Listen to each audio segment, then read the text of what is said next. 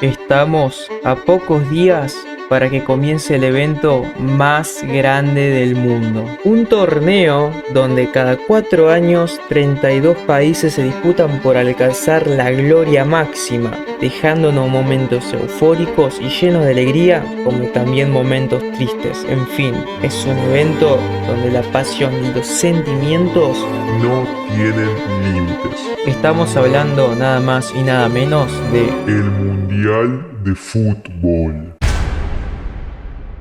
el fútbol, deporte creado por los ingleses, pero que se vive con pasión en cada rincón del mundo, desde el juego bonito de Brasil hasta la disciplina y táctica de los países europeos, se reúnen en un torneo que sin duda no dejaron tanto lindos recuerdos como otros no tan buenos. Todavía sigo pensando qué lindo hubiera sido ver a Messi levantando la Copa del Mundo en Brasil 2014, Dios mío, hubiera sido regón. Pero ahora estamos a pocos días de vivir un mundial muy distinto a los demás mundiales. Primero empecemos hablando de la sede de este mundial. The winner to organize the 2022 FIFA World Cup is Qatar. En el 2010, Qatar fue elegido como el anfitrión de la Copa del Mundo del 2022. Todo el mundo estaba sorprendido y tenían las razones para estarlo, porque ¿quién pensaría realizar un evento tan enorme que es el Mundial de Fútbol en un país donde no tiene ni una mínima historia futbolística y donde además no había ni estadios? Obviamente, las sospechas de un posible fraude comenzaron a surgir. Un reportaje llamado Qatargate, publicado por 2 periodistas franceses en el año 2013, fue la llave para saber la verdad sobre las especulaciones que se venían generando años atrás. La investigación sacó a la luz que Blatter y Platini, que eran presidentes de la FIFA y la UEFA en ese momento, donde años después fueron expulsados de sus cargos por corrupción, recibieron sobornos de 780 millones de euros de parte de esta nación a cambio de favorecerlos en las elecciones para la sede del Mundial. O sea, estos chabones se entregaron el culo literal al ver toda esa cantidad de plata de los jeques árabes. Igual a mí si me ofrecerían esa cantidad, amigo, yo haría lo mismo, o sea, no se hagan los santitos, vea. Al final Qatar fue elegido como la sede para el Mundial del 2022, pero había un problema. Primero que nada, Qatar no tenía prácticamente ningún estadio y sabemos que el evento de esta magnitud tiene que tener mínimo de 10 a 12 estadios. Y para nuestra sorpresa, todos los estadios de Qatar fueron recientemente terminados de construir. Pero, ¿a qué precio?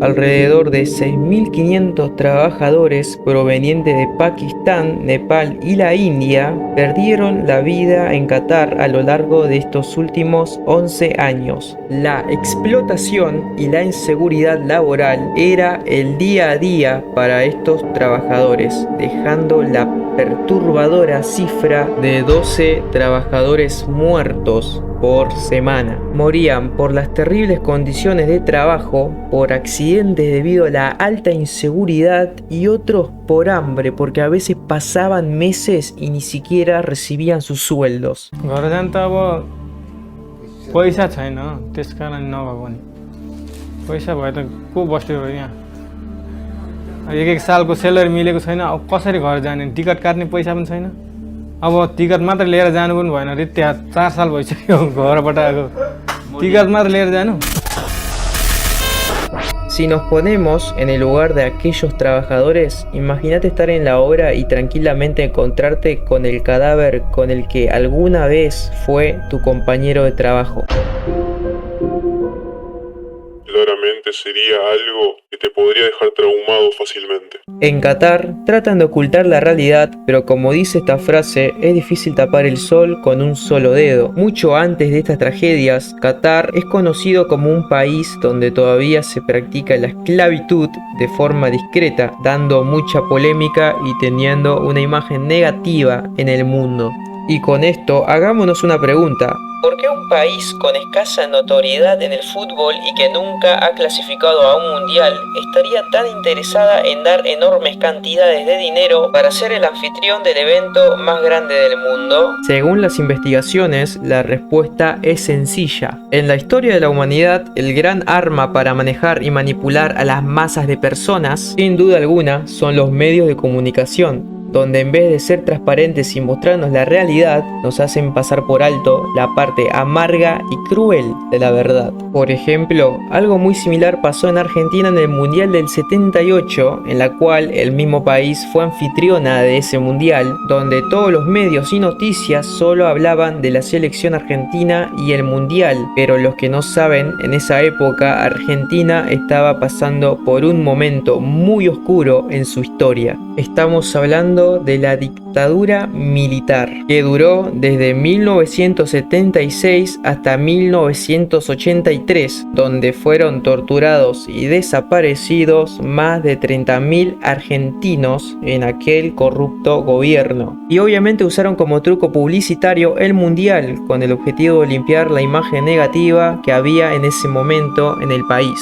Por eso hoy en día Qatar está usando el mundial para sacar esa mala reputación y, lo más triste, para tapar con una alfombra a toda esa explotación laboral y muertos de aquellos obreros para construir esos estadios enormes y lujosos, pero que detrás de esas maravillosas obras Hubo muchas muertes.